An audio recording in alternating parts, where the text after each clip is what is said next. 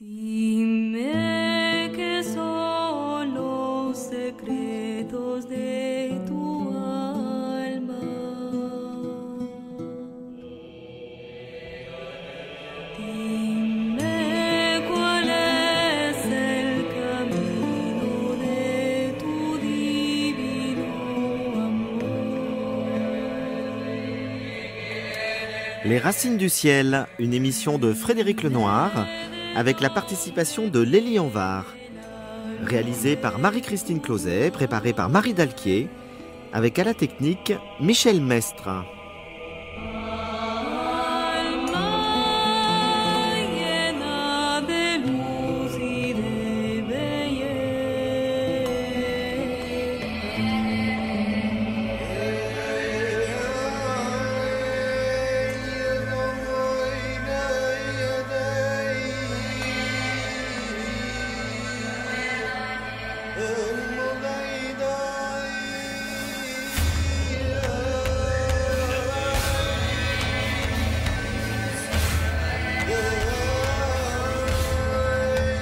Aujourd'hui, je reçois François Roustan, qui va nous parler de Socrate, chaman ou philosophe.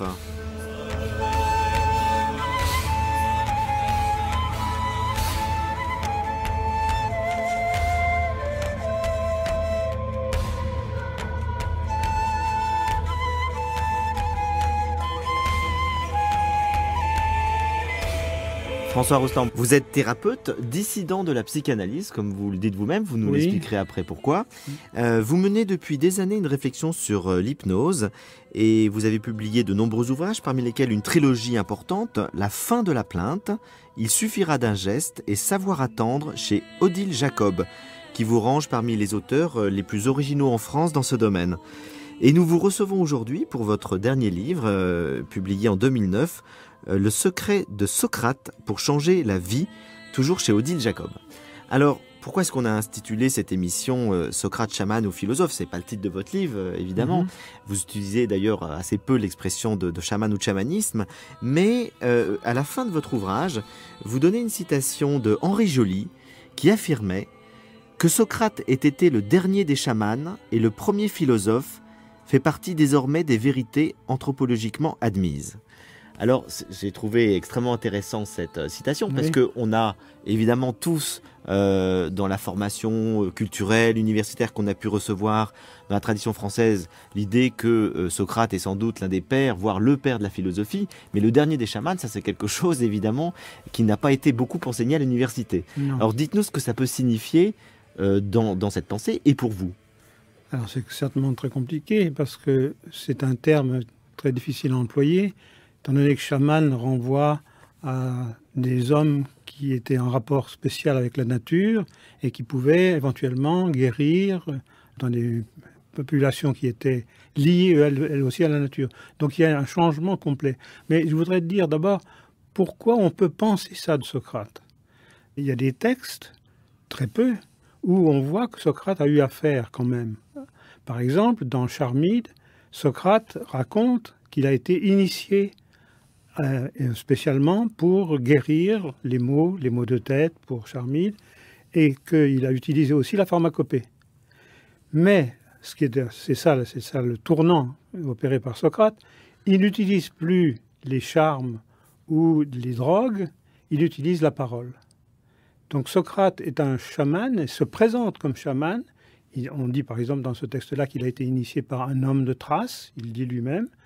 Donc il utilise les enchantements, on pourrait dire pourquoi, mais en fonction de sa culture d'Athénien, qui est parlé longuement avec les sophistes et qui a discuté avec les sophistes. Donc en dialectique, on ne peut pas faire mieux.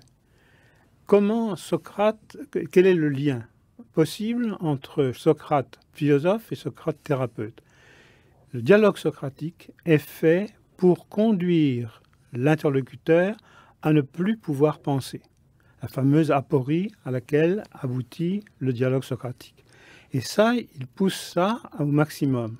Quelquefois, je pense que c'est Platon qui corrige ça, et qui ne supporte pas, justement, que la fin d'un dialogue sur la justice, sur la soumission aux lois, sur la religion, se termine par une aporie, par une impossibilité de conclure.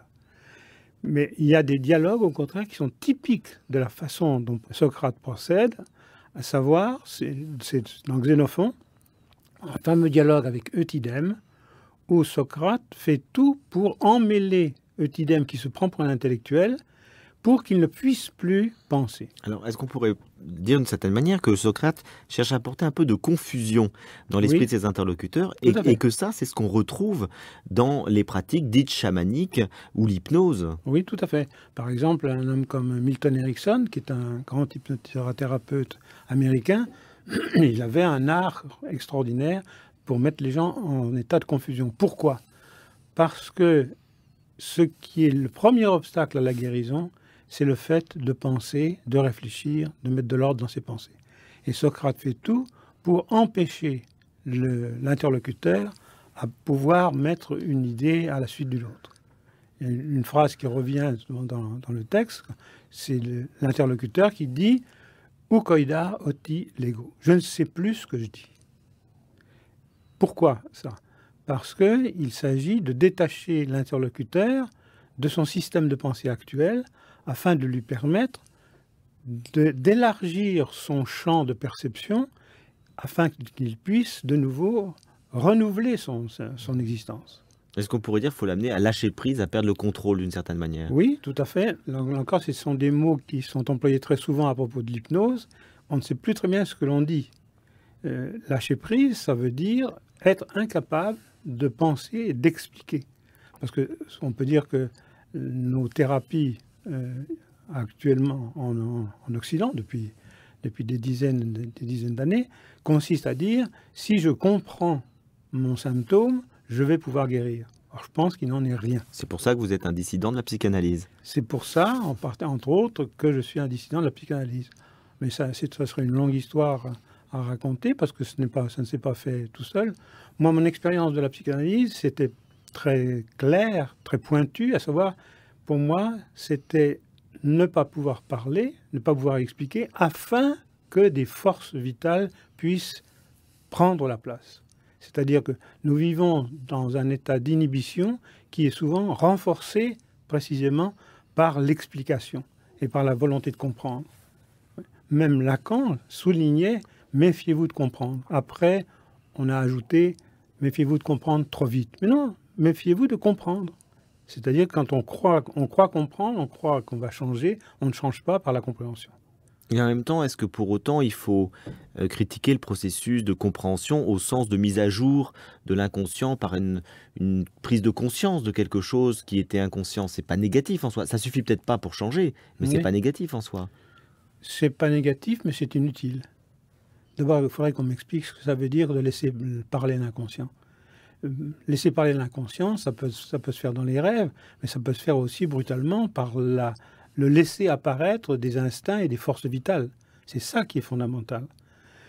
Après, Freud souvent a caractérisé la psychanalyse en disant « Wo es war, soll ich werden » où ça était, je dois advenir.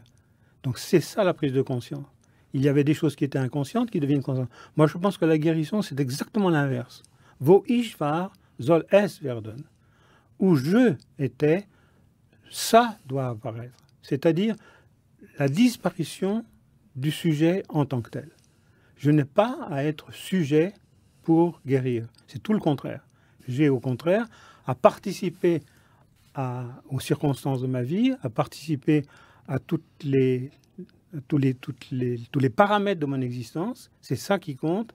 Et dans la mesure où je rentre en contact avec ces circonstances, avec ces paramètres de l'existence, comme si mon je devait disparaître, c'est à ce moment-là que je peux guérir. C'est-à-dire je retrouve le courant de la vie. Et ça, c'est très typique de Socrate aussi. Et alors pour ça, effectivement, vous dites le mental peut être un obstacle à cette connexion qu'on doit avoir avec la vie, finalement. Voilà, non pas peut, mais est un Est un obstacle. obstacle. Ouais, vous êtes très radical hein, Ah dans ouais, cette absolument. critique même de la pensée. Alors, parce qu'on a quand même l'image que Socrate, il a voulu vaincre l'ignorance. Donc, il cherche à ce que l'homme acquiert une connaissance. Mais ce que vous nous dites, c'est que cette connaissance, ça ne doit pas être une connaissance purement intellectuelle et spéculative. Oui, Ça doit être une connaissance qui s'incarne plus dans le corps, dans l'être. oui, oui, tout à fait. Mais Socrate n'a pas voulu vaincre l'ignorance. Il a voulu produire l'ignorance. C'est tout différent. Il a voulu produire le non-savoir. C'est ça l'originalité de Socrate. Oui, mais pour accéder à un autre savoir, Non, pour pas. quitter une illusion. Non, c'est Platon qui a fait ça. Oui, alors là, il faut qu'on en parle un petit peu, parce que je sais que vous êtes très critique envers Platon, Oui, en nous disant qu'il a complètement réinterprété Socrate dans c'est le grâce à sens lui de quand la même qu'on théorie connaît des beaucoup de idées. choses. Oui, Socrate. mais comment faire la part des choses? Comment vous pouvez dire ça c'est vraiment Socrate, ça c'est Platon? Eh bien, j'ai fait d'abord un travail historique, à savoir, j'ai suivi en particulier un nommé Vlastos, un helléniste d'origine grecque, mais qui a fait sa vie aux États-Unis, et qui, après d'autres d'ailleurs, ont pu dater les dialogues platoniciens. Et peut-être pas dater de façon très précise, mais au moins voir la succession. L'évolution chronologique. L'évolution. Certains dialogues sont, par exemple, une des caractéristiques que remarque Vlastos, c'est qu'il n'y a rien sur la théorie des idées dans les premiers dialogues. Et pour Vlastos et pour d'autres, c'est un signe que Platon était beaucoup plus proche de Socrate. Donc, historiquement, moi, je me suis servi uniquement des premiers dialogues de la jeunesse de Platon. Ce sont lesquels? Dites-nous ceux qui sont pour vous C'est authentiques. on va dire. Charmille, c'est Lacaisse, c'est Mais par exemple, parce que Eutyphron, Oui. Lysis, c'est ça, oui. Mais Merci. les dialogues les plus connus, comme le banquet, le Phèdre, le Alors, Phédon, pour vous, sont pas authentiques. C'est-à-dire alors, qu'il faut faire la part des choses. ils sont authentiques parce que c'est signé par Platon. Mais, Non, mais par rapport à la pensée de Socrate. Ils par ne sont rapport pas à- fidèles, on va dire, à Socrate. il y a, par exemple, un texte très intéressant que j'ai beaucoup utilisé, qui me revient maintenant, c'est le premier livre de la République. Tout le monde est d'accord pour dire que c'est quelque chose de tout à fait à part. Et que c'est Platon qui a replacé au début de la République un texte, probablement qu'il avait rédigé en sa jeunesse. C'est vraiment une hypothèse maintenant qui est admise. Peut-être pas par tout le monde, mais qui est une hypothèse très forte. De même, alors, le banquet. Il y a le texte du banquet, c'est certainement un Platon tardif, qui discute de l'amour et ça, mais la fin, le discours d'Alcibiade est reconnu comme un texte très ancien, Donc qui fait partie de la jeunesse de Platon. Voilà, donc il y a eu effectivement un collage dans les différents ouvrages Voilà, de voilà. textes plus anciens. Et donc Voilà. vous faites le tri finalement en disant ça ressemble plus au jeune Platon, et ça c'est le Platon plus tardif, Voilà, c'est qui a pas moi qui élaboré fais- sa théorie des idées, C'est ça. du bien en soi, du C'est- beau en c'est pas- soi, et de la séparation. Je crois qu'une des critiques fortes que vous faites à Platon, c'est le dualisme du corps et de l'âme. Oui, oui, Pour oui. vous, ce n'est pas du tout proche de ce que pensait Socrate.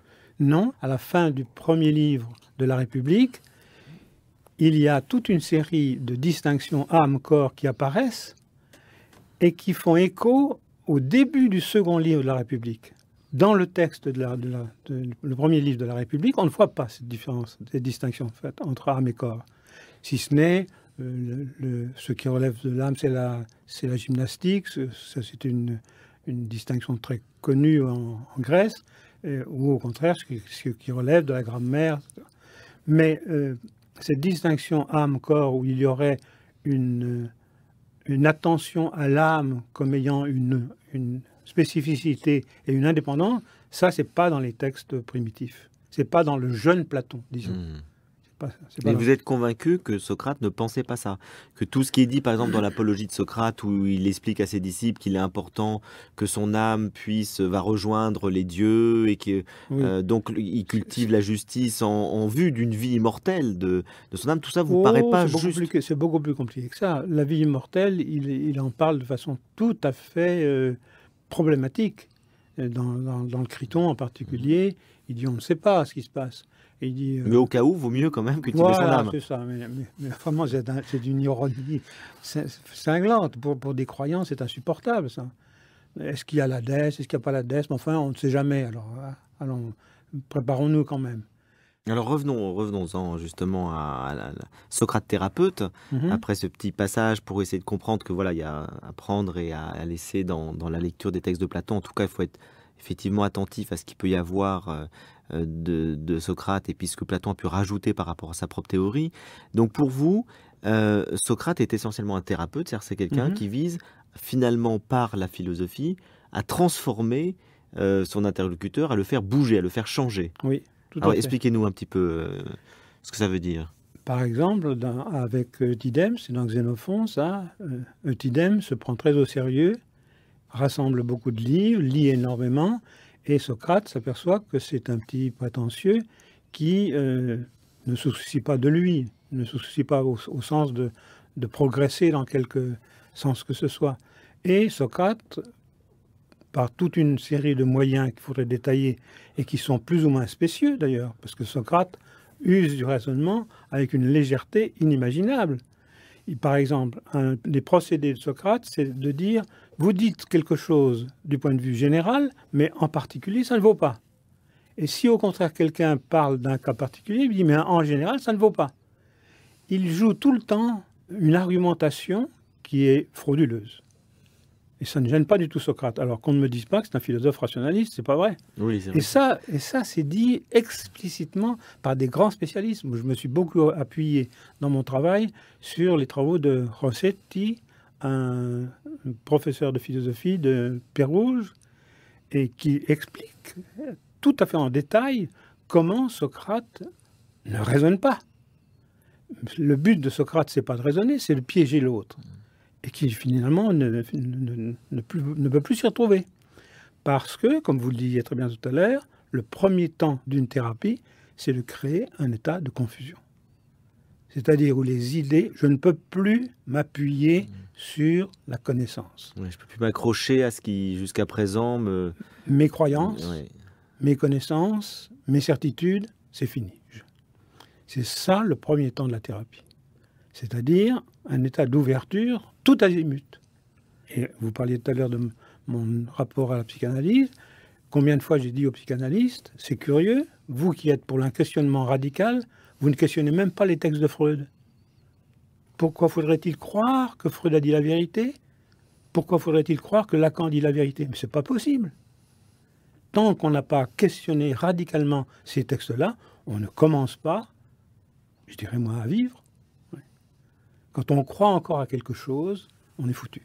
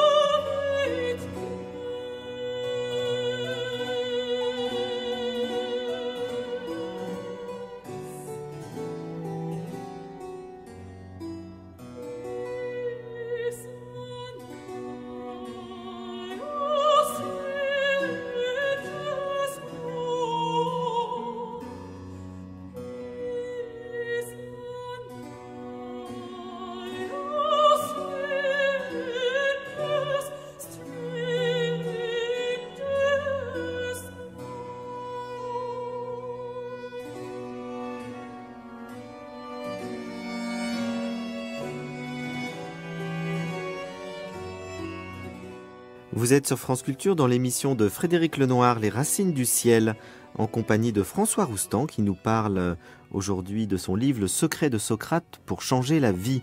Donc après ce très très beau morceau, Didon est né de Purcell, un choix de notre invité, Oui. nous poursuivons cet entretien sur cette question passionnante, Socrate, thérapeute.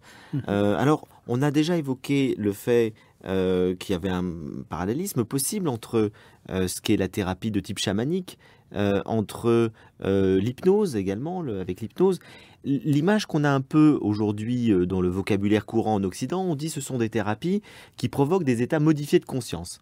Je crois que c'est une expression que vous n'aimez pas beaucoup. Non. D'abord, cette expression-là, à mon avis, elle est faite pour gommer tout ce qu'il y a d'original dans l'expérience de l'hypnose. Notre culture ne peut pas penser l'homme si ce n'est par rapport à sa conscience. Ça, c'est Descartes qui a certainement introduit ça.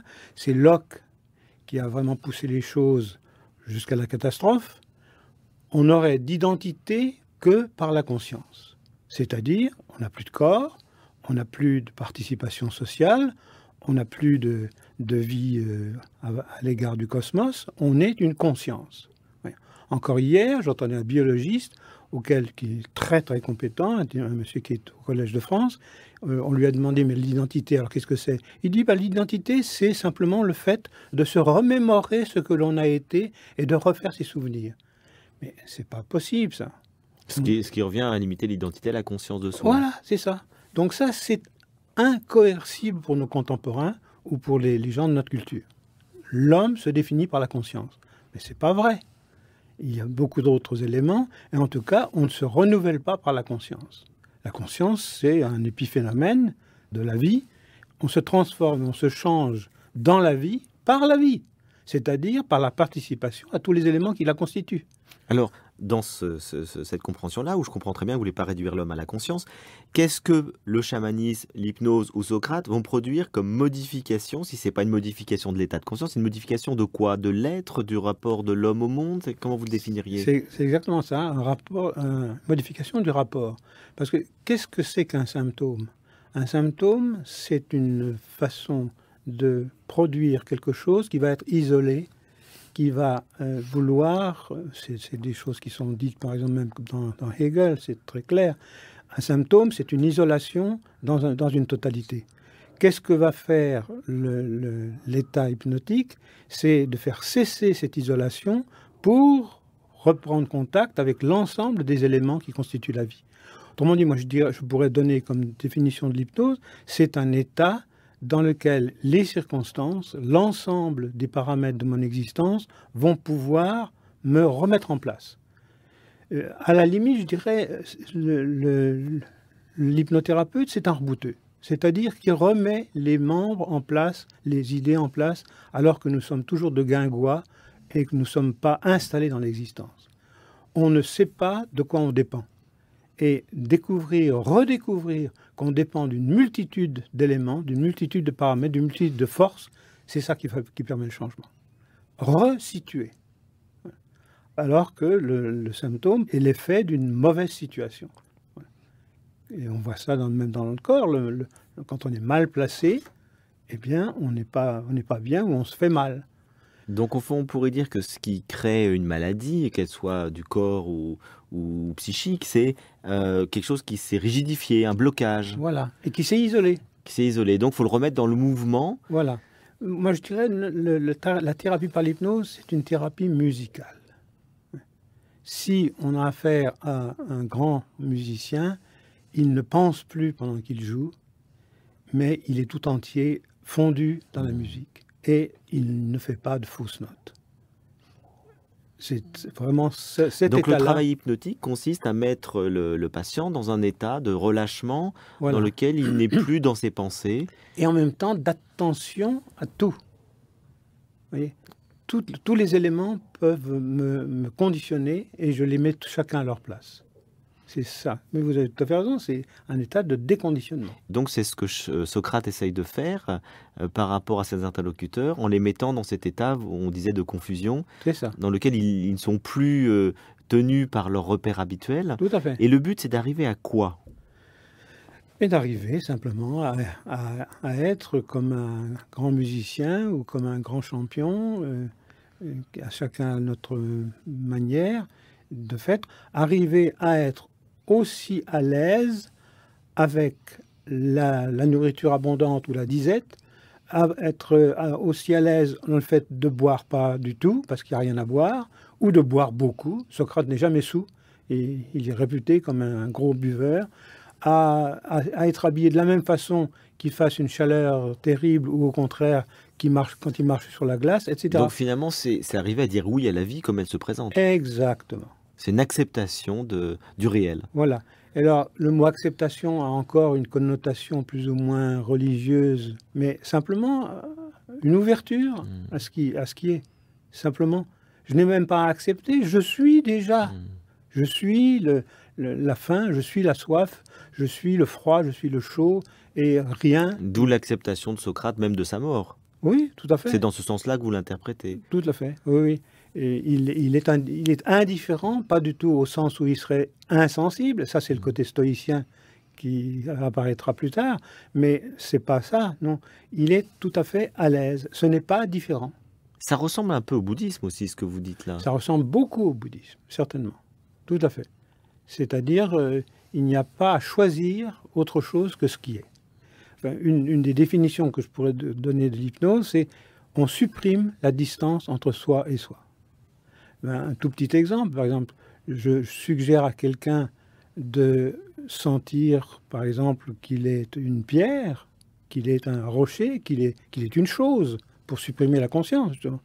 Et il me dit, alors, je dois prendre conscience que je suis une pierre. Ah ben non, non. Supprimer, je dois. Simplement, même pas prendre conscience, simplement être cela. C'est vraiment cette suppression de la conscience qui est efficace pour transformer l'existence.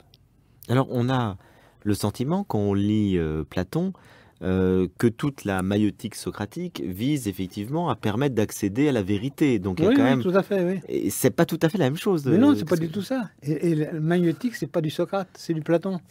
Ça, beaucoup de spécialistes l'admettent maintenant. C'est dans un texte, c'est dans le Ménon, je crois, et c'est pas ça. Par exemple, mon ami Rossetti me dit, mais regarde, quand Socrate veut apprendre à l'esclave comment résoudre le théorème de Pythagore, il dit c'est lui, Socrate, qui fait le dessin. Donc c'est plus du tout l'ironie socratique ou c'est plus du tout le questionnement socratique. C'est vraiment quelqu'un qui s'attend lui. Et la réponse de Platon est il faut se souvenir. Mais ça, c'est pas de Socrate. Ça. Oui, la réminiscence, la théorie des idées et de la réminiscence. On voit bien dans le Ménon, il y a toute la première partie est vraiment socratique. C'est une interrogation où Ménon ne s'en sort pas. Ménon dit tu m'endors. Tu m'endors. Et Socrate lui dit mais si tu crois que moi, je ne suis pas bien plus encore embarrassé, endormi dans le doute, pour pouvoir te mettre dans le doute, tu te trompes. Donc c'est ça, alors là, je crois que c'est pour moi au cœur de l'expérience socratique. Donc non pas du tout apprendre à savoir, mais apprendre à non savoir. Non savoir, c'est une déstabilisation. Je dis ça pour ceux qui croiraient qu'il y a une différence, que Socrate est un ignorant, mais il faut avoir beaucoup lu, beaucoup travaillé, beaucoup réfléchi, beaucoup su et appris pour pouvoir faire l'expérience du non-savoir. C'est vraiment quelque chose qui se fait non pas dans une négligence totale, mais au contraire dans un aboutissement d'une recherche. En tout cas, pour des intellectuels occidentaux comme nous sommes un peu, oui. Et j'imagine que dans des cultures primitives, c'est naturel. C'est-à-dire qu'on oui, tout à fait, on est dans la vie et on ne se pose pas trop de questions et on n'est pas encombré par effectivement des représentations de soi. Dans les cultures, il faut faire attention aussi parce qu'il y a des gens qui ne savent peut-être pas lire et écrire et qui ont appris énormément de choses. On voit bien par l'expérience de la vie. Donc, c'est ce savoir-là, probablement, eux aussi, qu'ils ont à abandonner pour pouvoir se mettre en transe. Oui, et la transe étant une expérience chamanique typique, reconnue Oui. dans toutes les cultures, Tout à fait. comme une sorte de suspension Voilà, de la conscience, de la volonté, du jugement, tout à fait. et dans lequel on est comme possédé par une force supérieure. Voilà, tout à fait. Alors est-ce que est-ce que Socrate avait des transes? Des trans, oui, il y a à la fin du banquet, justement, il y a une description d'une transe de Socrate, c'est merveilleux. Pendant le siège de Potidée, on voit Socrate qui donc participe comme soldat au siège de Potidée et il s'est retiré et il reste debout d'une aurore à l'autre.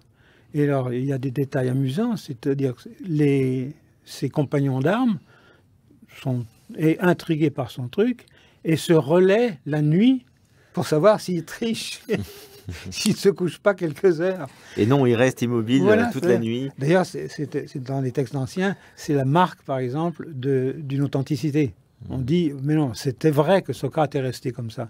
Et alors, est-ce qu'il y a pour vous un rapport entre ces phénomènes un peu de transe où Socrate reste comme ça, immobile pendant très très longtemps, et ce qu'on appelle son daimon, son fameux démon, esprit, génie, on ne sait pas trop comment traduire ça, qui fait qu'il se sentait à certains moments, il le dit à plusieurs fois, alors est-ce que pour vous c'est une invention de Platon ou est-ce que c'est plutôt assez authentique, que soudain son démon lui parle et Oui. lui dit de faire telle chose ou telle autre, ce qui gêne énormément les historiens de la philosophie, effectivement. Oui. Qu'est-ce que vous en pensez de ce fameux daimon de Socrate? Si on y regarde de près, le daimon est un daimon qui est toujours négatif. Il ne dit pas à Socrate ce qu'il doit faire, ce qui serait justement tombé dans les perspectives d'inspiration. Il est certainement inspiré, mais pas de cette façon-là. Le daimon lui dit « ne fais pas ça ». Par exemple, à la fin de sa vie, le daimon lui dit « ne sors pas de prison. Tu peux t'évader, c'est facile, personne n'ira te chercher, ne le fais pas. » Il dit « voilà, mon daimon m'a dit ne le fais pas. » Pourquoi ça? Parce que le daimon n'est pas du tout une espèce de puissance supérieure qui vient dire à Socrate ce qu'il faut faire, mais seulement quelque chose qui lui dit « tu es en dehors du chemin qui le tient. Remets-toi là-dedans. Remets-toi. Tu commences à raisonner. Tu commences à raisonner ton action. Tu ne te laisses pas influencer et tu ne te laisses pas prendre par les circonstances, par les paramètres de ta vie. Alors, replace-toi comme il faut. » Le daimon est uniquement rectification. Mais c'est quoi? C'est une voix intérieure ou c'est un esprit qui lui parle? C'est quoi? Bon, je crois que c'est très simple. Vous sentez vous-même quand vous n'êtes pas accordé. Vous êtes en relation avec une femme, avec des enfants, avec un entourage, etc. Vous sentez bien que vous n'êtes pas là, que vous n'y êtes pas. Ou vous êtes en train de lire, de chercher à avoir des idées, vous apercevez que vous êtes en train de tordre le texte. Bon. C'est plutôt des impressions comme celle-là, qui sont tout à fait naturelles. Oui, sauf que là, c'est vraiment présenté de manière assez forte, avec cette idée d'une voix qui lui dit, la voix de son daimon. Il le présente comme ça. Et pour vous, c'est le vrai Socrate qui a ce daimon, c'est pas le Socrate de Platon. Non, parce que c'est tellement caractéristique. De ce que vous un daimon qui est uniquement négatif. Alors, si je reprends un petit peu les images qu'on a habituellement de Socrate, donc on disait tout à l'heure, bon, il y a une image très rationaliste d'une lecture moderne de l'histoire de la philosophie, dans lequel on fait de Socrate le père de la philosophie rationnelle, donc on en fait plutôt un rationaliste logique. Vous nous avez dit, il est très illogique, et finalement, il n'est pas là du tout pour tenir un discours complètement rationnel. On voit très bien qu'il y a beaucoup d'éléments de rationalité qui se marient avec des éléments d'irrationalité. Oui, tout à fait. Les deux cohabitent parfaitement chez Socrate. Oui. Et en même temps, vous démolissez une autre interprétation de Socrate, une autre figure de Socrate, qui a plutôt été construite par la tradition chrétienne, qui est un Socrate finalement très spirituel, qui est peut-être le Socrate de Platon d'ailleurs. C'est peut-être Platon lui-même le premier à avoir reconstruit cette image-là de son maître, Socrate, c'est-à-dire quelqu'un qui sépare l'âme et le corps, considère qu'on réalise sa vie à travers la réminiscence des idées, du bien, du beau, etc. Ce qui fait qu'on peut dire, avec cette lecture-là, que Socrate est un grand spirituel, un maître spirituel. Je pense que ça ne doit pas vous plaire qu'on dise ça. Mais je ne sais pas que ça me plaise ou ça me plaise pas, c'est pas vrai. Alors pourquoi? Mais mon ami Rossetti, qui est un grand connaisseur en hellénisme, qui a soulevé la question de la qualité et la spécificité du dialogue socratique, dit explicitement que c'est pas un saint. C'est pas un saint, c'est-à-dire il est insupportable, il est méprisant, il pousse les gens à bout, puis il les laisse tomber, comme avec Euthylème, etc. C'est pas du tout un monsieur fréquentable. Mais en même temps, c'est quelqu'un dont on dit, par exemple, il était du même visage en entrant et en sortant de chez lui. C'est là, Socrate. Oui. C'est-à-dire qu'il entre pour aller retrouver sa femme qui, paraît-il, n'était pas spécialement commode, ou qu'il sorte de chez lui, et Eodem vultu. C'est Cicéron qui dit ça, donc beaucoup plus tard quand même. Mais c'est ça la spécificité de la morale socratique, c'est tout est bien, puisque ça est. En ce sens-là, de fait, ça peut résonner comme chez les bouddhistes. Mais c'est explicite, en particulier à la fin du banquet aussi. Alors si c'est ni un saint, ni un sage, à la limite, ça veut dire qu'il n'est pas sage, ni un philosophe rationaliste, quel est le mot qui le définirait le mieux pour vous? C'est un danseur. C'est-à-dire que c'est quelqu'un qui a une subtilité permanente pour retomber sur ses pattes, pour rediscuter avec quelqu'un. Puis quelquefois, il y en a qui l'envoient promener quand même. Protagoras, qui est un grand sophiste, l'envoie promener en lui disant « Mais non, tu vas pas bien, Socrate, tu raisonnes comme un manche. » Et Socrate reprend quand même les choses. Non, c'est simplement un homme ordinaire, mais un homme ordinaire qui a pris au sérieux le fait d'être homme. Il le dit, ça, anthropine sophia, la sagesse humaine. Humaine, non pas humaine, trop humaine, mais humaine, ça veut dire de l'homme. Il n'y a rien à ajouter. Pas besoin de chercher midi et 14 heures. Mais ça, c'est quelque chose d'extraordinaire. La perfection humaine aussi. La fameuse arrêté, qui veut dire vertu, mais qui veut dire aussi excellence. Anthropine, arrêté. C'est la vertu humaine qu'on a pratiquée, c'est tout. Et il propose un nouveau rapport à soi et au monde, d'une certaine manière. Oui, tout à fait. Être plus dans la fluidité de la vie. Voilà, tout à fait. Et de son propre corps, de son propre être. Exactement ça. Oui, tout à fait. Mais avec tous les dérapages que peut faire Socrate, c'est-à-dire vraiment, il est insupportable, il est méprisant, il met les gens dans des difficultés. Et puis après, il s'en va, il s'en fiche complètement. Donc c'est un homme, tout simplement. Voilà.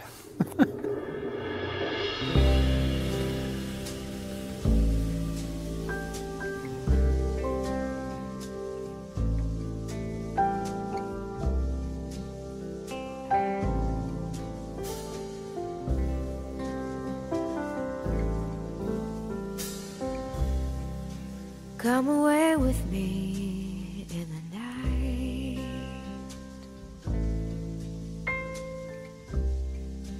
Come away with me and I will write you a song.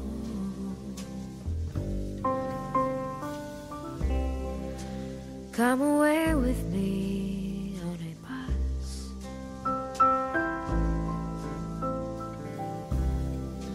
Come away where they can't tempt us with their lies. And I want to walk with you on a cloudy day in fields where the yellow grass grows knee high. So won't you try?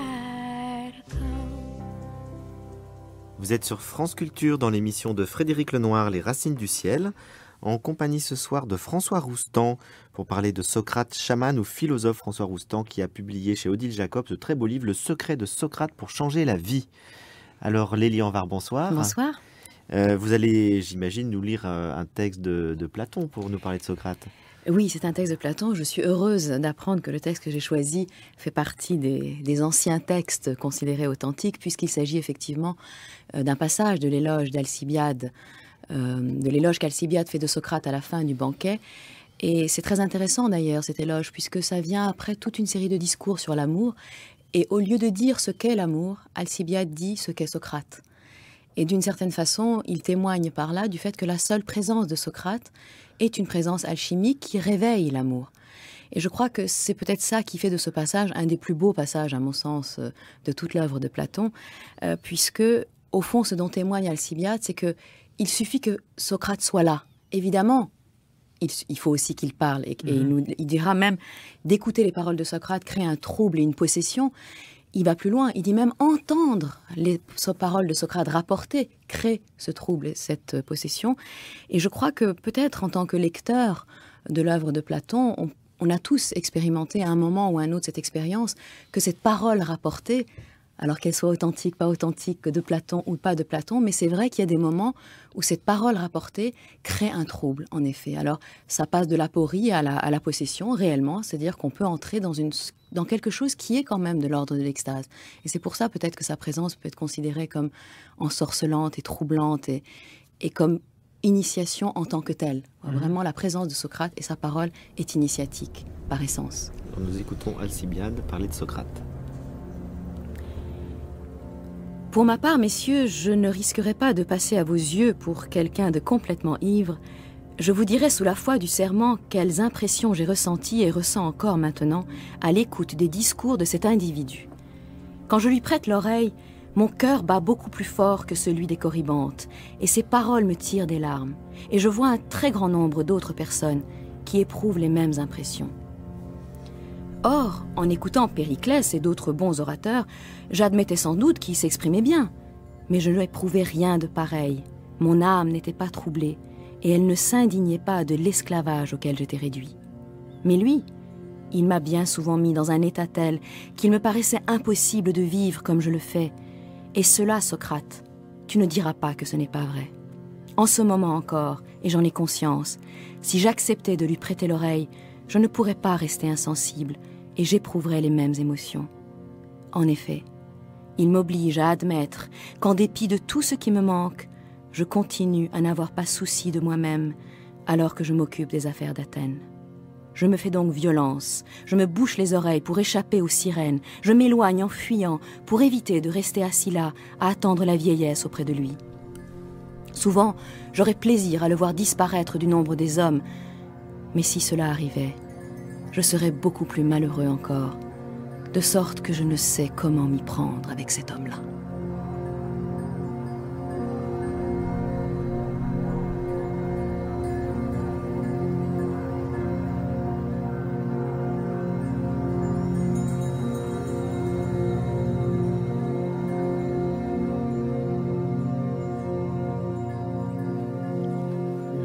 Qu'est-ce que ça vous inspire, François Roustan? Le texte lui-même en dit suffisamment, je pense. Ce texte-là, il faut dire d'abord que dans tout ce passage de quelques pages, il est répété de nombreuses fois « Dis-moi, Socrate, si je dis vrai ». Oui, tout à fait. Il prend Socrate à témoin. Dont l'historien souligne que c'est authentique. Voilà. Et ce que j'ai envie de dire, c'est que cette possession, c'est d'abord une dépossession. Et celui qui parle de possession, c'est pas Socrate, c'est Alcibiade. Alcibiade parle de possession parce qu'il se sent dépossédé de son contrôle. Devant Socrate, il est obligé à faire autre chose que ce qu'il fait tous les jours. Mais peut-être que vous pourriez dire vous-même, qu'est-ce que ça vous inspire?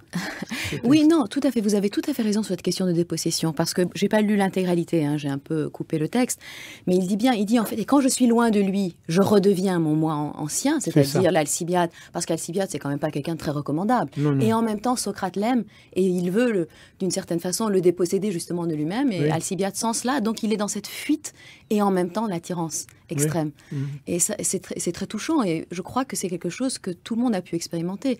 À la fois l'attraction incroyable du vrai et cette peur de l'aporie et de la dépossession et de ce dont vous avez parlé qui est en fait de l'annihilation. On a peur de s'annihiler d'une certaine façon. Oui. mais Lacan a beaucoup insisté sur la relation érotique et sexuelle entre Alcibiade et Socrate.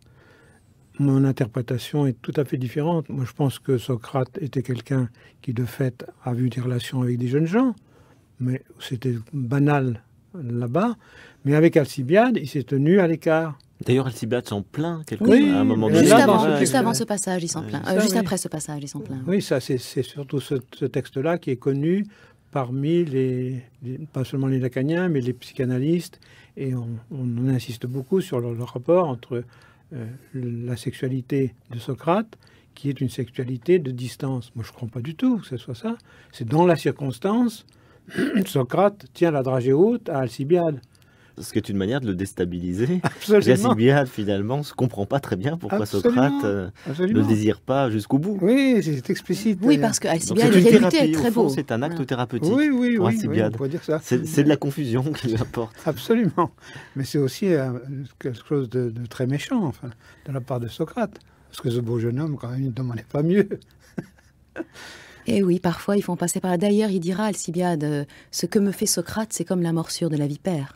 Oui. Donc c'est vraiment un double tranchant, en effet. Oui. Alors, vous vouliez nous lire un deuxième texte qui n'est pas cette fois du tout de Platon, mais un texte d'un auteur contemporain qui interprète effectivement aussi, et peut-être d'une autre manière, nous le verrons, que François Roustan, Socrate, cette fois, non pas comme un chaman, mais comme un sorcier. Oui, en fait, chaman et sorcier, c'est un texte de Nicolas Grimaldi, qui est professeur émérite de philosophie à Paris 4, qui a beaucoup travaillé sur la métaphysique, entre autres, et qui a écrit un joli livre, donc Socrate le sorcier. J'aurais pu choisir Pierre Hadot, Éloge de Socrate. Évidemment, ce que j'ai voulu aussi dire à travers cette lecture, c'est que Socrate continue à inspirer. On le voit aussi chez vous. Donc, il continue à être justement cette présence inspirante. Et on le voit chez Grimaldi, qui le considère carrément comme un sorcier par la puissance de son langage. Alors lui considère que la puissance de son langage est de mettre dans la logique extrême. Donc vous allez peut-être ne pas être d'accord au fond avec ce point de vue. Donc voilà ce que dit Nicolas Grimaldi. Pour peu qu'on s'y rende attentif, on ne peut qu'être saisi par les similitudes qui rendent comparable la cure chamanistique relatée par Lévi-Strauss et la thérapie logique à laquelle nous avons vu Socrate se livrer. Ici et là, il s'agit d'une délivrance. Ici et là, il n'y a d'autre efficacité que celle du langage. Ici et là, le langage opère par incantation. Ici et là, il s'agit de rendre à sa véritable destination une âme qui en a été détournée. Ici et là, le chaman recourt à des mythes. Ici et là, c'est la croyance qui produit la guérison. Ici et là, la croyance est suscitée par un même procédé. Comme on reprise un tissu effiloché, il s'agit d'un ravaudage logique. Il s'agit d'insérer dans la trame logique d'un récit une situation, des sensations, des sentiments d'autant plus douloureux qu'ils semblent plus étranges, et d'autant plus étranges qu'ils paraissent incompréhensibles. Comme Socrate, le sorcier remédie à cette détresse de l'effarement en faisant de l'expérience vécue le double ou l'image d'une expérience logique qui lui sert de modèle. Après quoi, Socrate, comme le sorcier, anticipe l'expérience que devra vivre l'âme douloureuse pour accéder à sa délivrance.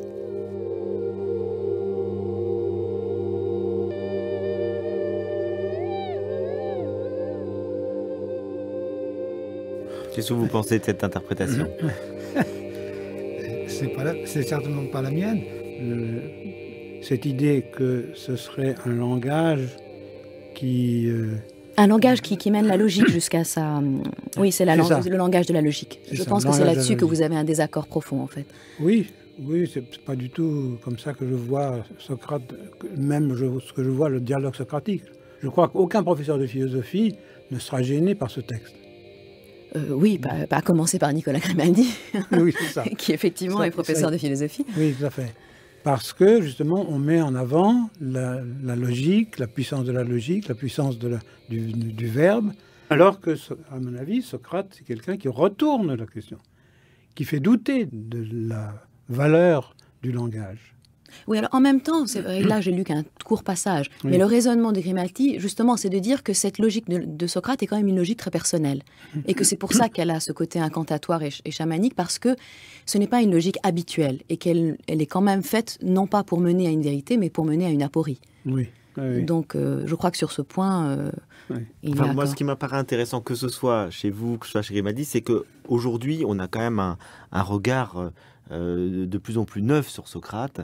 Et finalement, on n'hésite pas, on sort un petit peu de la tradition qui en fait encore une fois le père du rationalisme ou au contraire une sorte d'ancêtre du christianisme. On nous montre bien qu'il y a quelque chose de tout à fait novateur qu'il faut découvrir chez Socrate, qui est cette parole qui bouscule, qui dérange, qui met dans la confusion, et que tout ça nous rappelle un petit peu finalement les procédés. Vous parliez des rebouteux, parle des sorciers. C'est quand même une intuition assez formidable qu'on a aujourd'hui sur Socrate, une redécouverte formidable de Socrate. Tout à fait.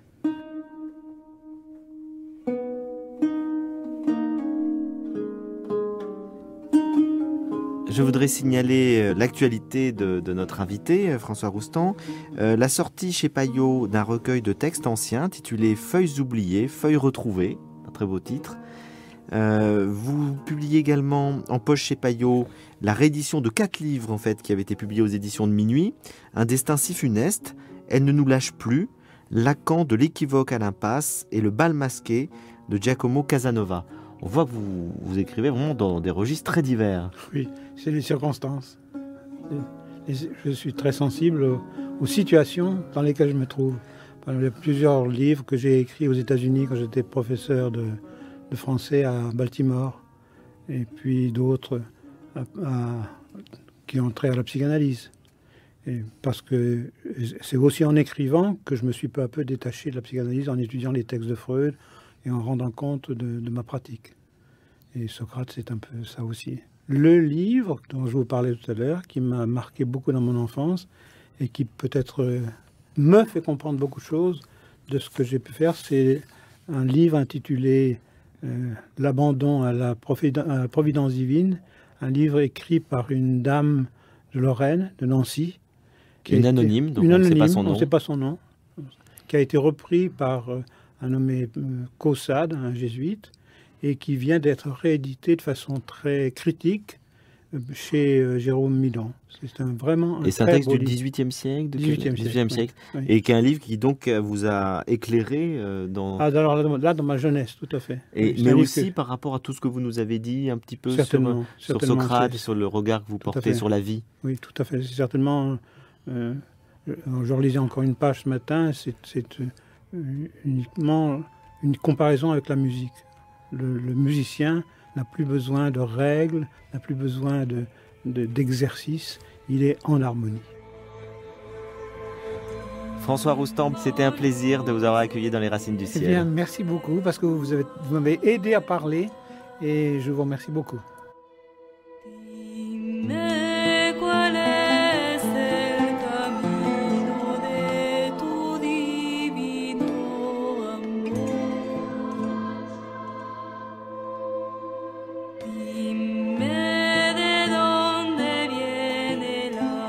Cette émission s'écoute en ligne pendant 1000 jours et se podcast pendant 1 an sur franceculture.fr. La semaine prochaine, la sacralisation du quotidien.